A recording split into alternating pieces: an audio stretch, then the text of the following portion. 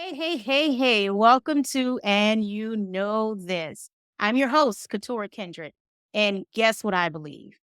I believe that not only does your life know exactly what it wants, it has always known what you need.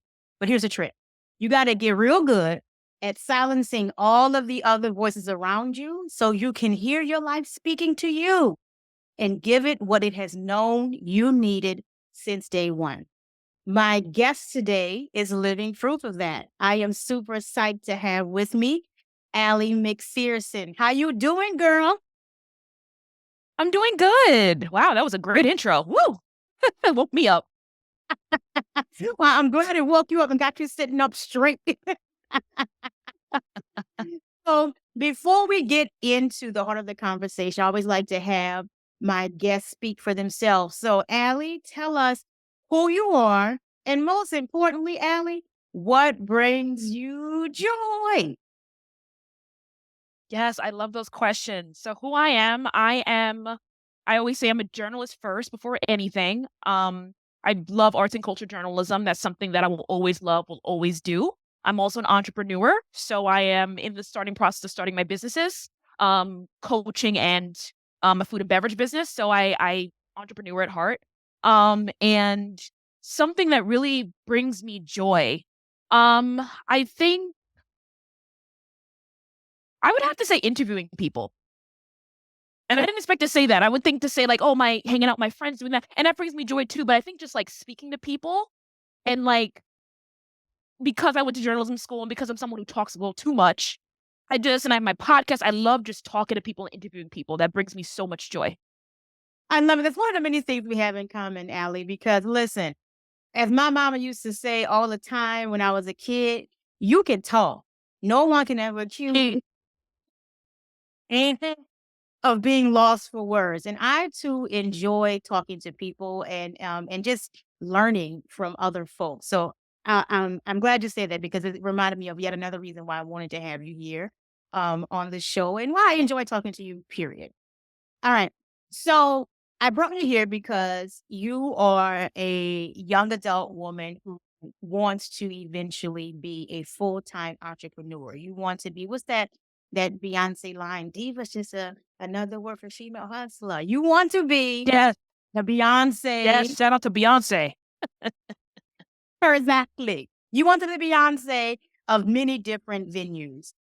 But because you are not independently wealthy and you live in the 21st century America, which is increasingly unaffordable for most people, you are working a 9 to 5 job because you live in New York City and you have New York City expenses. So you work a good government job for the city of New York. You get your benefits, you get your pension, you get some union protection from unfair working conditions, et cetera, et cetera. My first question to you before we get into your businesses itself is I'm curious about this journey of I want to be an entrepreneur. Were you 15-year-old Allie when career day came and all the folk came in to tell you all the cool jobs they have? Were you like, oh, this is not in God's plan for me? This is not my mission. Or were you looking at the cool jobs and say, oh, okay, yeah, I could do that. I could work here. I could be this sort of thing. And then you got out there in the real world and you had a bunch of jobs and you were like, oh no, this is not for me. So were you always clear in some way, I want to be a person who earns their living, owning their business and running it? Or was it a learning process as you out there in the traditional real world of work? Yeah. Loaded question. So for me, I cannot tell you what job I had in mind as 15 and young and career day. I think I always want to do so many things. Like I know journalism is the first that I can remember wanting to do more than anything because I used to sit on the floor and shop and stop with my mom and read through like pop culture magazines, 17 magazine, and I was like, man, I want to write for that. And that was like where I really that was the first thing I know I wanted to do. And then I went to journalism school, and I feel like the education system doesn't prepare people for how hard it is outside, even when you have the talents and skills in your craft. And so Actually, no. Oh, let me go back. Actually, I wanted to do fashion design. I went to high school fashion industries. So actually, I want to do fashion design. I wanted to write for like a fashion magazine. And then as time went on, like with college, I was like, oh no, I want to do arts and culture, entertainment, not fashion, particularly. And again, like I just felt like, man, I'm in this industry. I'm trying. I'm getting out of school. I got out of school during COVID, out of grad school in COVID. And I was like, oh my God, like I'm so lucky to be doing the work that I'm doing, but it's not enough for me to live on. And I feel like the opportunities for me to grow aren't there. And l- as my mid 20s was like, you know what? I want to start my own business. I don't know what, but I want something that's mine that no one could take from me. Nobody could fire me. And that's when I started saying to myself, man, I want to stay in journalism, but I want to grow my own brand, my own business. And that's when the entrepreneur light came on for me. Height of like really COVID time where it just felt like everything was impossible to get anywhere. Um, yeah, I truly appreciate that. Two things that is sitting with me right now, as you were talking. Being in school, which is the right thing you're supposed to do, like, even though the world is slightly changing and more fields are not so rigid with having a college degree, the reality is you are Black and you are female. So going to school was a smart choice for you and remain a smart choice for all of the yous to come after, right? So you did what you're supposed to do. You went to school, but you realize soon after leaving school that the in-school environment for you doesn't truly give you the landscape of what to expect outside. That exactly. your degree is useful, one, because it taught you something. Learning is always useful, and it gives you that credential, but you weren't necessarily prepared for the struggle and the fight that would continue after. That's one thing I hear. And the second thing I hear is the difficulty again in trying to leverage being first starting out in your field and being able to find something to latch on to that felt like it would be sustainable for you. Are those the two things I'm hearing correctly? Yeah, yeah, definitely. Can you talk a little bit more about how common you think? Because you're like what, 27 right now, right, Allie? 28. 28. So how common you think that is for your peers to have those two things be looming over them as they try to grow into full adulthood, especially when it comes to their professional lives and how they're going to earn a living? I think it's so common, especially for people that want to get to journalism because and not just journalism. I know there's a whole bunch of companies that are laying people off. And so I think it's so common that you went to school for this thing and you know what you want to do. It's not like you don't know. A lot of people sometimes don't know, which is okay. Um, but you do know, and then you start the job, everything's going well. Let's say you get fired, and you're like, well, where else do I go? I have friends who've had that's happened to. And just that rocky road of like knowing what you want, knowing you have the craft, but also knowing that these companies are being, I'm also gonna say cheap because they want to hire people on contract, barely pay them. And then when you pay them, or if you're there on staff and everything's well, they're like, oh, we got to lay you off because we can't afford you. There's your benefits. There's horrible. And I'm lucky I have not experienced being fired over the last ever really. I've never actually been fired in my life. And that feeling must hurt. That must be so painful because I do know what it's like to be unemployed. So I think, yeah, I think it's so common right now for people my age that even like have the goals, the talent, paid all those have all that debt. Biden, please, you know what I mean? Help us because it is hard out here. So, And yeah. I say all the time because I'm 48 and I was entering the world of figuring out what I wanted to do probably in the mid to late 90s. By the early arts, I kind of was sliding into what I wanted to do, right? And whenever I have conversations like this with folk in your generation, it really brings home to me how much the culture I saw happening back in the late 90s, early on has basically flown off the damn charts now in a way that's not good. Because that gig economy thing, that freelancing thing, I remember moving to New York thinking I wanted to do that. Like that would have been a cool way to live, to be like little black Carrie Bradshaw who earned a living off freelancing, writing what I Yeah. wanted for who I wanted. And that heifer got paid $4 a word, apparently, in one episode. She was paid $4 a word to write for Vogue. I was like, was that actually really a thing? Even in TV world, was that a thing? So anyway, thinking that would be cool, but still coming to New York City and feeling that there was some sort of stability if you got a staff job writing for a publication, or you just went and got a job in some other field and you did your own freelancing as extra money because maybe you liked working in advertising, maybe you liked working in education, and you would write a few articles a month for this other publication. It still seemed doable. Now it seems like what you were saying, especially when it comes to writing in creative fields, everybody wants basically a side piece. I want to hire You you feel like, yeah. or contract and then don't pay you and expect you to have all of these different contracts to to equal up to one or something like that. It seems to have gone off the rails at this point. Unreal. Unreal.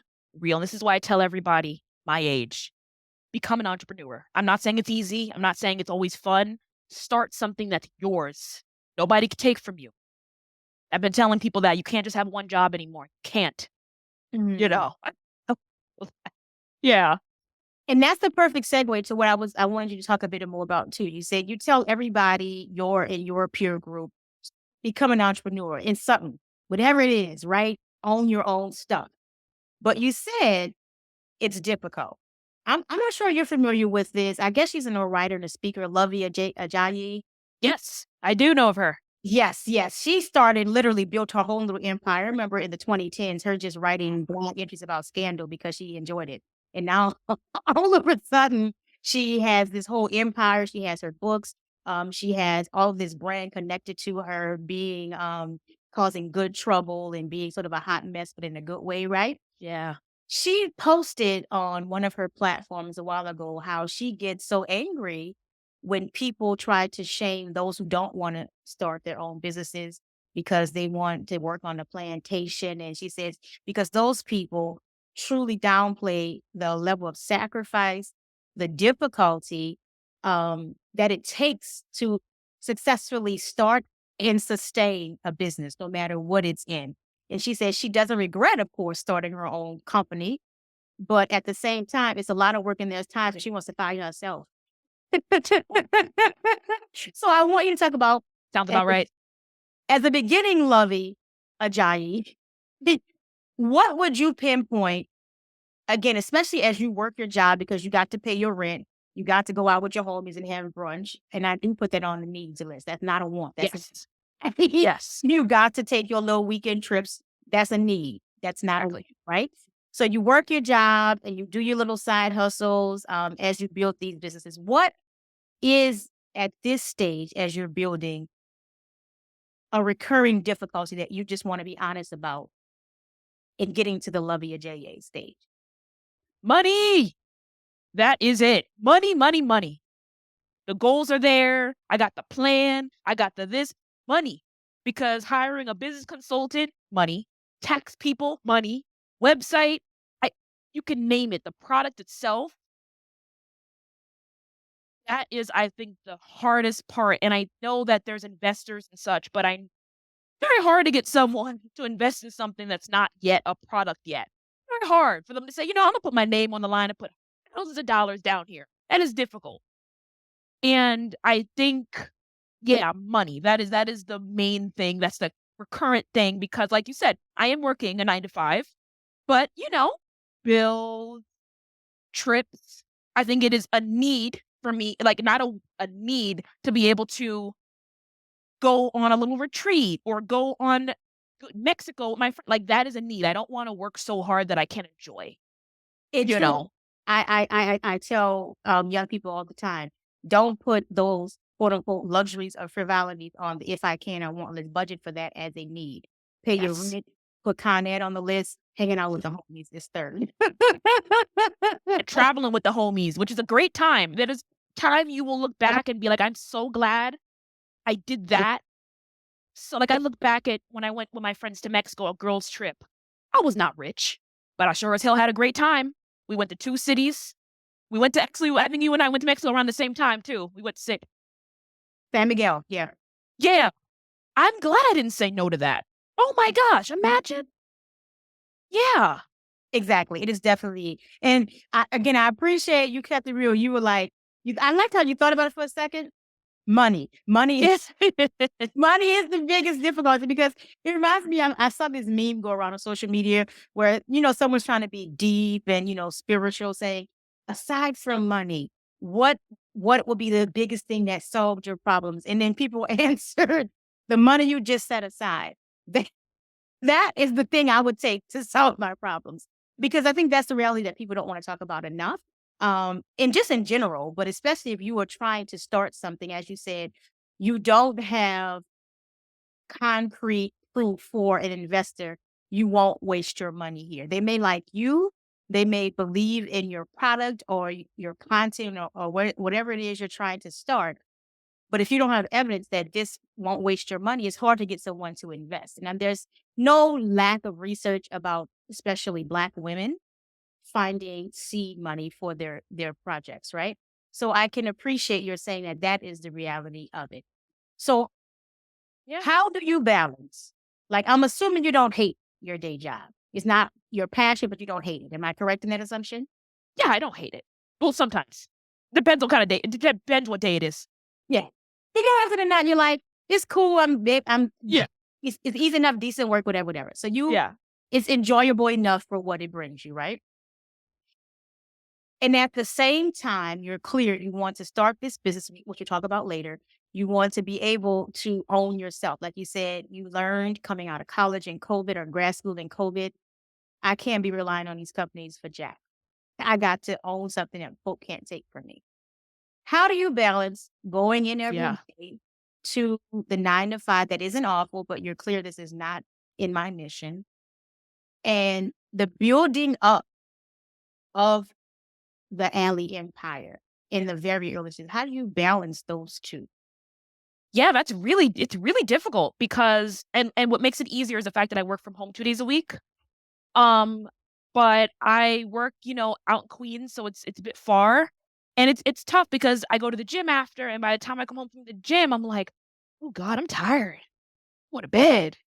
So it is really difficult. So whenever I can, I find time in my day to say, you know what, let me go on this trademarking website and see what's going on with trademarking my logo. Let me, step by step by step. I try not to rush myself because, I want to make sure that everything goes well. And so just, check marking things I need to get done little by little, knowing that there's going to be chunks in my day, like 9 to 5, when I can't do that. Um, and also, like, I'm also getting into coaching so I can become a life coach and, yeah, life coach.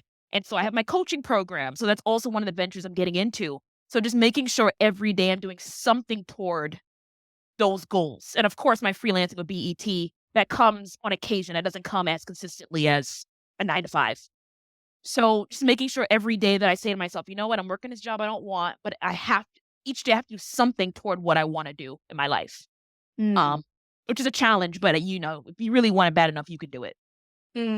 I love that. I love especially the very practical. Just do something a day, no matter what that something is. It doesn't have to be this huge, big. I'd finally call Jay-Z. Like, it doesn't have to be this huge thing, but just as long as Yeah. you're being intentional, every single day I'm going to do one thing. If that's simply going online to Google my competitor and find out more about their business, that's all it is. 20 minutes Googling the competitor's Yep. business. That is something. I love that it's very practical. And I imagine, especially if you are, again, doing this 9 to 5 job that is okay, but is not your passion, it makes it easier for you not to stop believing that Yeah. could swap, but makes it a real thing. If every day you do something towards it, makes it a real thing Exactly. that could get better. Exactly. Yeah. And I wonder if there is any internal struggle with self belief and self doubt that you have had to work through in this role, because you're missing a lot of things. You do your freelancing with BET, you want to do life coaching, you said, right? And Yeah. you have your food and beverage business, that is the main thing. So there's a lot going on. And I can imagine right before you heard the little, I call it the little whisper in your ears saying, "Allie, darling, you can do it." right before you heard that or right when you heard it, there was a little bit of doubt Mhm. in your belly or a little bit of, "Wait, huh?" So, if you could talk a little bit about how one, aside from the money, which is a very real concrete thing, but I think there is a level of overcoming certain parts of self and certain characteristics of self that one has to work through as Yeah. well, in addition Yeah. to the money to make it to that Mhm. point. So what Mhm. internally, I think, do you feel like you have struggled with or that other peers in your circle who want similar things have had to struggle with internally to keep going forward? Yeah, so I think the biggest thing is comparison. That is a thief of all joy. I know you've heard that, we've all said it. It is horrible when you do that to yourself. We all do it because 'cause we're on Instagram, LinkedIn. LinkedIn is worse than Instagram, to be honest with you. I mean, shout out to LinkedIn, I worked there for a few months, but LinkedIn is LinkedIn is becoming, again, a whole 'nother thing, yeah, and real quick, it feel like it's becoming the Instagram of professional work, right? it's not supposed to be that. It is not supposed to be what it has become, and I have a lot of issues with it. I still go on it for job searching, looking for, any opportunities, but it is hard. And I find that, what got me into entrepreneurship also was don't laugh, the Kardashians, I'm not gonna lie. I have like an unhealthy addiction with watching what they're doing and oh my God, their drama, the tea. And I'm actually quite impressed that they were able to build an empire.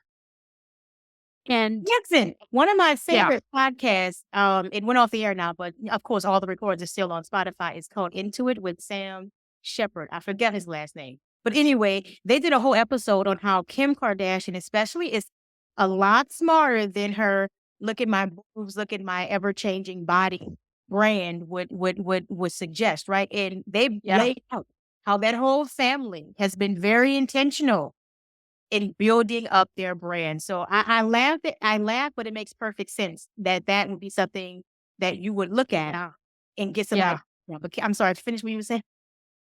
Yeah, and they're rich women who I've watched their show where they're like, I'm gonna build this. Okay. Huh?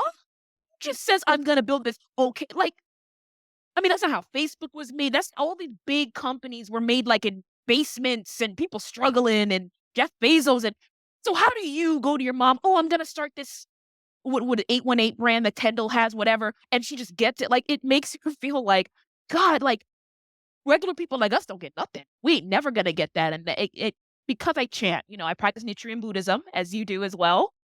Because I chant, I really believe if I did not have this Buddhist practice, I would have given up a long time ago.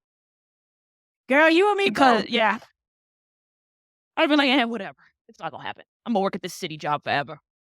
Really. And that would have been a shame, a damn shame. So I chant every day to get up and just keep winning.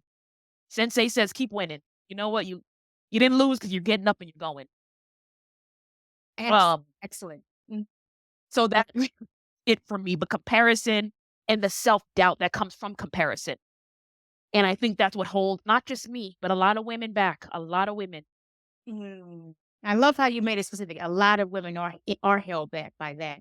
And I think it's sort of in line with what patriarchy tells us we have to do in order to get this little piece of the sliverings left over after everybody else has gotten their American pie, right? Uh, Yeah. that you have this, there can only be one, maybe two of us who make it. And the one or two who make it have to capitulate to what white supremacy and what patriarchy says, right? So I think when you compare yourself to other women, especially, it does bring this self doubt and it takes a lot of intentional work. And if you have a spiritual practice like we do, one that works for you, Nichiren Buddhism and chanting Nam Myoho Renge Kyo is my overarching solution to everything in every part of my life, right? It helps, but it takes Yeah. a lot of being intentional. I can look at the Kardashian, their empire, get some ideas, look at what Bay's doing, get some ideas, and be clear. Her life and her context is very different from mine, which is why she Yes. has a different result. And also, I can still have the result I want from my context. I really appreciate that. Yeah. So Yeah. let's end this before you tell us all about your stuff. Uh-huh. Let's say there is a 20-year-old, a 20-year-old little Allie who also is like, is this what the adults been doing all this time while I've been trying to wait to become an adult? This? Yeah. And she's starting to think, I need to figure out how I'm going to own myself. And I'm certain I'm going to own myself by owning a business, no matter what that looks like. If you had to give that 20-year-old some real big sister, auntie talk, what would be a difficult truth you would want her to know? Not saying don't give up. Not saying give up, but what is a difficult truth you feel that that 20-year-old should know? Mm. I would say, and something I say to a lot of a lot of young people should understand is that you're going to have to do the job you don't wanna do sometimes to get to where you wanna go. You're gonna have to do the uncomfortable 9 to 5, um, especially if you live with a family that's struggling like mine. I can't afford to just, "Oh, I'm just gonna wait for this while my mom can't pay her bills." Like, that's not right, you know? I think the uncomfortable job is necessary for that time, and it teaches you a lot about yourself. It's not just a job for nothing, you know? It teaches you a lot about yourself, and I actually look up to people that do that job more than anything because they're getting where they wanna go. They know that this is the way to get there, and it's sacrifice. So I think, not being afraid of the 9 to 5 temporarily. Don't be afraid. Um, yeah, that's something I would really say to that person. Excellent. Thank you so much. I think that young people need to hear that you get to Yeah. decide how long you invest in it. But if you're trying to poo-poo on it and you're not independently wealthy or come from a very understanding family who has the means to fund your creation of this empire, you could just have to find a way to accept that, right? Yeah. Not every 9 to 5 has to suck the life out of you. You can have one that's Yeah. decent, but Yeah. that's not your passion. So you get there and you'll get there, Yeah. Exactly. You'll get there. Just be patient enough. You will get there. Yeah. All right, Miss Lady, tell us about this amazing food and beverage business that you're starting. Tell us about your podcast. Tell us all about Allie and where we can find you and where we can find all of your wonderful ventures. Yeah, so I'll start my podcast, Saucy But Sweet with Allie McPherson, which you have been a guest, I think, 3 times or 2 times. You're an I honorary stop on guest by by this all the point. time. I love it. Yeah, and it's a society and culture podcast where we have a host that talks way too much, joined by, journalists, authors like yourself, and where we just talk about what's going on in society and how it relates to our lives, and we get into relationships, cancel culture I've gone into at some point, different things like that, and so season 4 should be coming out sometime this year. As you guys know, I'm 9 to 5 and then have my venture, so it's hard to find the time. But, and speaking of my ventures, I'm really getting into my food and beverage business, which is still in the very early stages. Where it's sauces and cocktail mixes. Um, so my brand will be Sweetest Escape.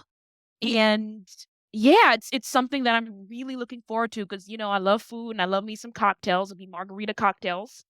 And you'll be the first Couture, you'll be the first one to know when it is fully out. But I am looking to hopefully at some point next year, it's gonna be a while, but while I'm doing that, I'm also getting into coaching. I have a coaching program that I'm in right now and working on coaching people because I find that a life coach had changed my life. So I wanna be able to do that for others. Um, and Buddhism, again, if it wasn't for Buddhism, I would have never found the practice of coaching and why it's so big. So yeah, those are the things I have going on. And yeah. I'm excited for you, and I know with every fiber of my being, with absolute certainty, every single thing you just mentioned, you will accomplish, and you will accomplish it threefold greater than even your little tiny human brain can fathom. Thank you so much, Allie. It's always a pleasure to chat with you and gab with you. And like Allie said, I have been on Saucy But Sweet numerous times. It's been a gab fest, and we've had a kiki Yes. in every time. Yes, for sure. You had a good time. So have a great day, and thank you so much again. Thank you.